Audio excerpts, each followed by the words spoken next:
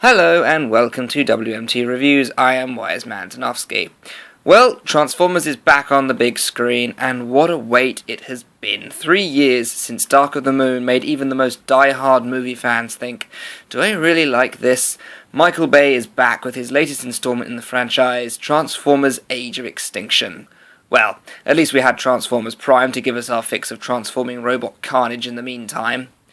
The film shot to the #1 spot in the world in no time at all, and I could not wait to see it. I so wanted this film to be good. I wanted to deliver what no Transformers film has been able to do since the first one. A serious action flick with groundbreaking effects, a decent storyline, and robots with actual personalities. And while a few things about the latest movie did annoy me in a similar way to its predecessors, my initial reaction is, holy hell, what a movie! So, let's not waste any time, let's jump straight into the WMT review of Transformers Age of Extinction. Now we'll get the boring disclaimer out of the way nice and quickly. Yes, this review will contain spoilers and an opinion, so if either of these things bother you, feel free to go and get a different review somewhere else. Okay, moving on. Now, the film opens very differently to the last three. There's no opening narration by Optimus. Instead, we're immediately given the title in no time at all as we watch a massive fleet of ships seemingly cyberform a primitive version of Earth. I have to admit, I kinda missed Optimus's introduction. It's like the Star Wars opening crawl now. It always gives you an idea of what message the film was trying to send right from the off, but hey-ho. We're introduced to a geologist called Darcy in the Arctic, as she's shown a massive cyber-formed dinosaur skeleton. Now, people have speculated that this was Dinobot Slash's cameo in the movie, but it looked a bit too large to be a Velociraptor. I don't think anything came of it later in the film, it was just a cyber-formed dinosaur. Now, I want to talk about my first major issue with the film at this point. There is far too much swearing in this movie. The first word of spoken dialogue is a curse word. And it doesn't stop all through the film. Now, this might have been a, hey kids, these films aren't for you anymore, from the filmmakers, and it did make the movie feel more adult, which is what I wanted, but I wish it was made to feel more mature with content, rather than just having people swearing all through it. It came across as unnecessary and diluted its impact, but, that's just the first issue, just something I had wrong with it. We're introduced to our main character, Cade, played by Mark Wahlberg, a welcome change to Shia LaBeouf's Sam Witwicky. My god, that kid got annoying. Cade is a struggling inventor trying to balance his constantly failing work life with his increasingly expensive family life, with a daughter, Tessa, on the way to college, eviction notices on the door, and all that pointless human junk that we don't really care about in these films. We also meet his friend and workmate, Lucas, played by TJ Miller. Think Alan Garner from The Hangover, only less endearing and more get the hell off the screen. Cade invests in a beaten-up semi-truck with a nostalgic and familiar look to it, and takes it home to strip it for parts, only to discover that the truck is no less than a very scared, very injured and very angry Optimus Prime, on the verge of death after being ambushed by humans. This was kinda shocking to watch, actually. I mean, I knew the whole humans hunting Autobots storyline was going to be in there, but it was kinda sad seeing Prime in that state after all he's done for the human race. The very same human race are now shown to be hunting a hiding Ratchet in the next scene, while being stalked by a mysterious Cybertronian figure in the nearby swamp. And my god, this scene broke my heart. Ratchet is one of my favourite Autobots, and seeing him get hunted down like this was horrible.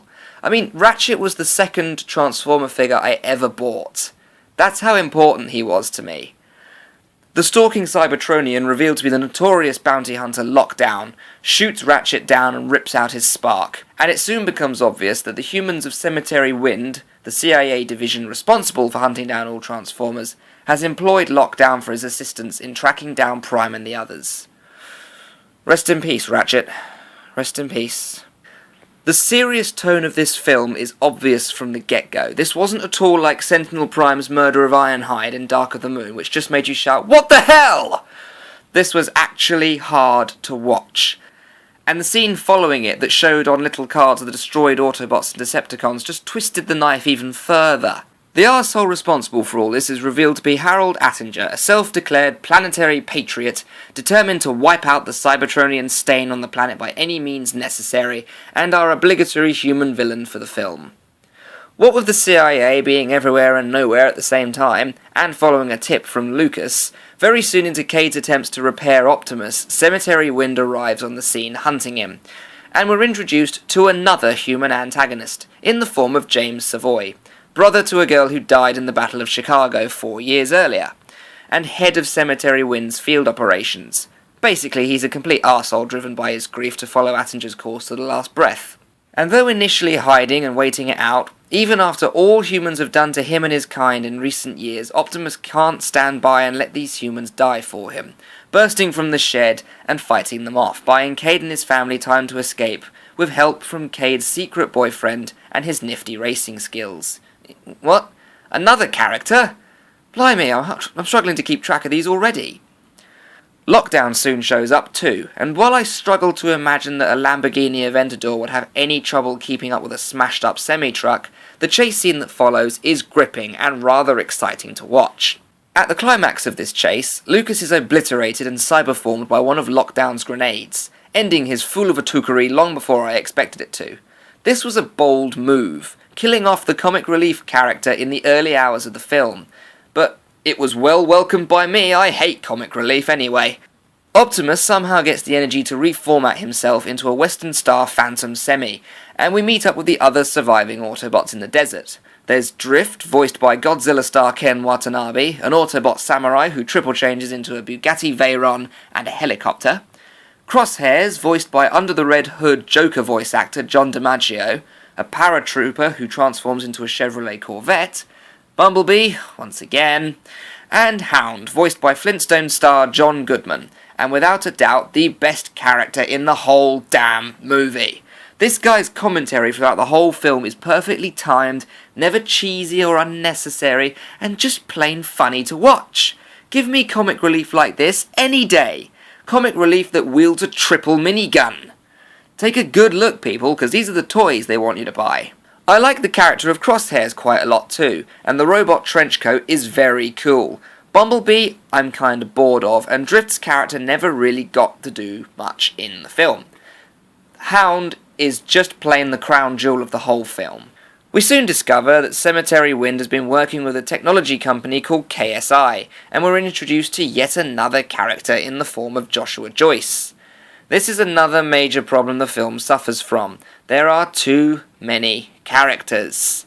Too many characters means the development for each is slight or non-existent, and I like my character development. We find out he's found a way to manipulate Transformium, seriously, that's what they call Cybertronian alloy in this film, which has allowed him to build his own Transformers, starting with his original prototype, Galvatron. Whoa, whoa, whoa, whoa, whoa, no, stop the film. Galvatron comes about how? No. Galvatron was the resurrected form of Megatron following his defeat at the hands of Optimus Prime, reformatted by the planet-eating Unicron to hunt down and destroy the Matrix of Leadership. The mental torture he suffered at the Chaos Springer's hands results in the creation of a completely insane Decepticon warlord, fixated on the utter annihilation of the Autobots and the desolation of the entire universe. Deep breath, calm down. It's going to be different. This is the 4th film, you should know that by now. Just accept it, and say that you don't like the new transformation effect. It's lazy and looks kinda crappy, to be honest. Nothing like the awesome shifting of joints and parts from the first 3 films. There we go, that's better. 2 more issues covered nice and quickly.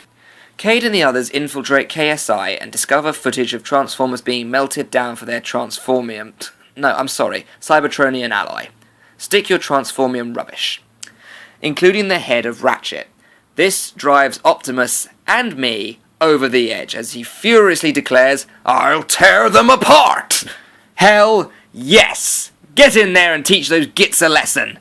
The Autobots trash the facility and Optimus holds a gun to Joyle's head, still holding true to his oath to take no human lives, in spite of being told that they're not needed anymore by the very species that so many of his kind have died to protect. Prime leaves, soon pursued by Galvatron. Sure enough, in the battle that follows, the prototype begins to malfunction, attacking civilians, misfiring, and even speaking with the voice of original Megatron voice actor Frank Welker. And while I was thrilled to have Frank Welker back in this role, I will admit that I did miss Hugo Weaving. Not quite as much as I missed Starscream, but I missed Hugo Weaving. And Optimus senses the presence of his old adversary in this soulless machine, but before he has time to come to terms with Megatron's inexplicable resurrection, Lockdown arrives, crippling Prime with a shot from his deadly head rifle, and taking him and inadvertently Cade's daughter prisoner. There is a lot going on in this movie. Seriously, every scene, something new is happening. There's no slow down moment, there's no rest between them, the tension just continues to build and the action only intensifies. It is fantastic. Lockdown traps Prime in his trophy room with some of his most dangerous captives before sending Tessa off to get melted down with the other spare parts, and hands over a device called the Seed to Joyle's people. The Seed being one of the bombs used in the opening of the film to wipe out all life and create Cybertronian alloy in its place, thus giving Joyle access to an unlimited supply. The Seed is the MacGuffin of the film, like the Allspark, the Matrix of Leadership, and the Space Bridge pillars of the previous films, but in comparison to those, it kind of falls short. It never really does anything, and it never even comes close to being deployed. It just sort of is there. Cade, assisted by other Autobots and Tessa's boyfriend, infiltrate Lockdown's ship and somehow, even by sci-fi movie standards, manage to hijack a massive back section of it to escape, including Lockdown's prize trophy room. You would think it was alarmed, like Fort Knox in there, but apparently not, because Lockdown is light years away before he even notices it's gone. Brains, the little Igor guy from Dark of the Moon, reveals that Galvatron has been infected with Megatron's dormant programming, using the prototype to serve as a new body for the Decepticon warlord, and that his goal is to seize control of the Seed and use it to detonate a massive city to build a new army of Decepticons. Cade attempts to warn Joyle of this over the phone, and though seemingly not listening, it's obvious he has his own doubts and orders Galvatron to be put under lockdown and not activated, while he retreats to his facility in Beijing. Now this is kind of decent character development on Joyle's part, because originally I just thought he was going to be another boring human antagonist, but he turns out to be the one who knows what he's doing in the end and switches sides. It doesn't work, naturally, and Galvatron activates himself, taking control of the entire drone army and ordering his new brethren to find the Seed and detonate it in the most populated city they can find. Optimus agrees to help the humans this one last time, saying that after that they are done protecting the humans, and it's about time to hear this kind of talk from Prime. The Autobots attack the new Decepticons but lose their section of Lockdown's ship over a forested area, leaving Bumblebee and Hound stranded in the city and outnumbered.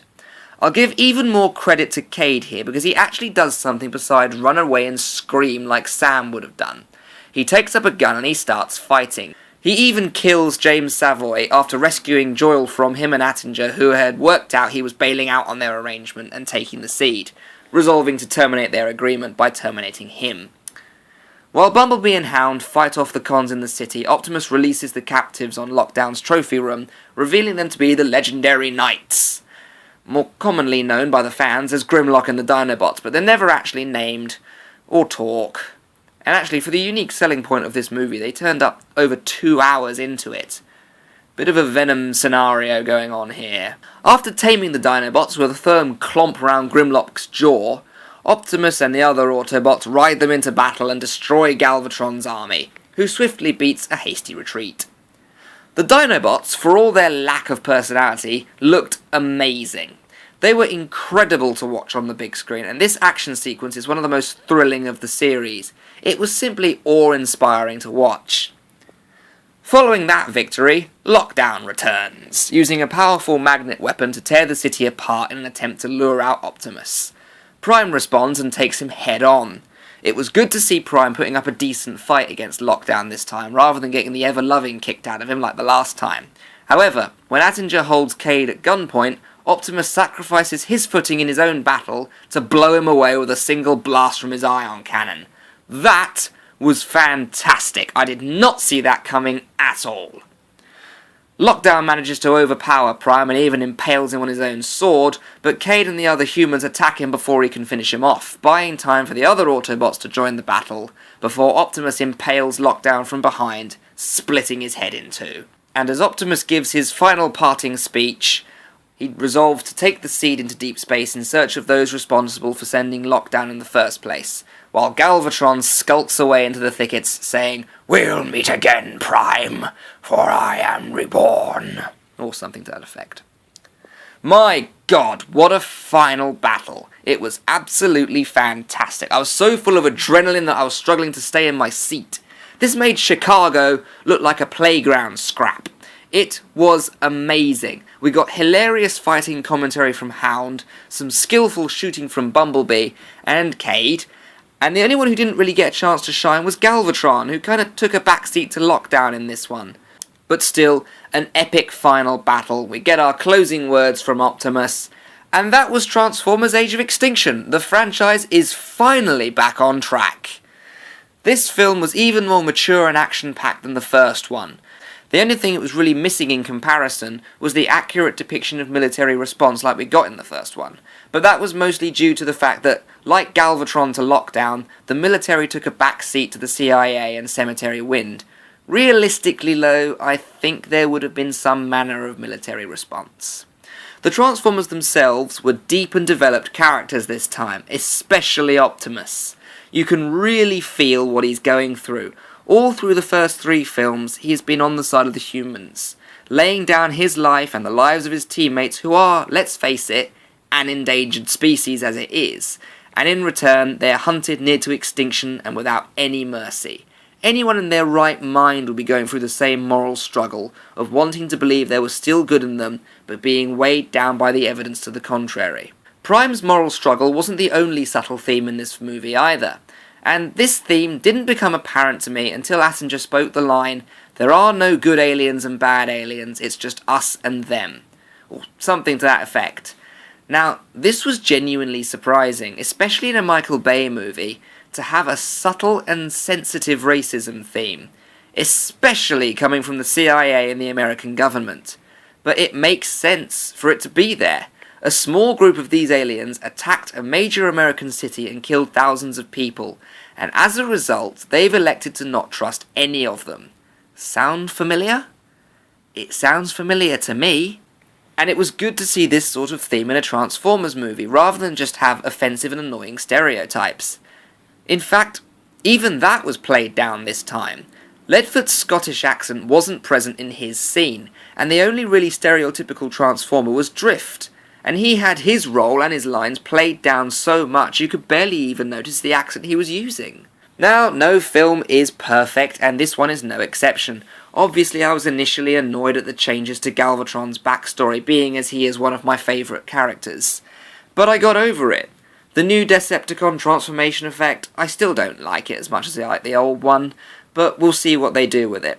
One thing I am happy about is that the dancing scene from one of the later trailers where Tessa gets Bumblebee to put on some music and they all supposedly dance while they're supposed to be hiding out, was thankfully cut from the film.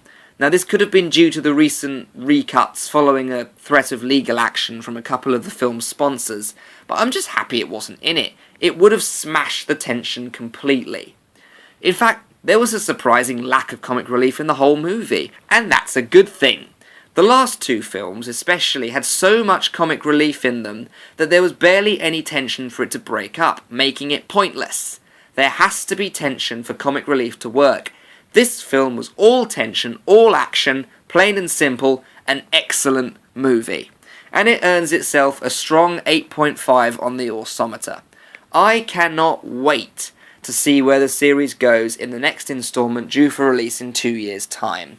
Until then, I've been Wiseman Tanofsky. This has been the WMT review of Transformers Age of Extinction. Thank you very much for listening.